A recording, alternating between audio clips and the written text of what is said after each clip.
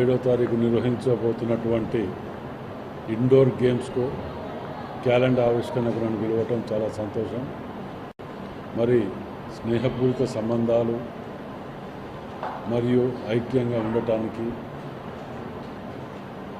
మరియు మన యొక్క సంస్కృతిని మన యొక్క ప్రెస్కు రిలేటెడ్ సంబంధించినటువంటి వాటిని భవిష్యత్ తరాలకు ఇదే విధంగా అందించుకుంటూ ఈ కార్యక్రమాలు నిర్వహించుకోవటం సాంప్రదాయాల ప్రకారం చాలా సంతోషకరమైన విషయం.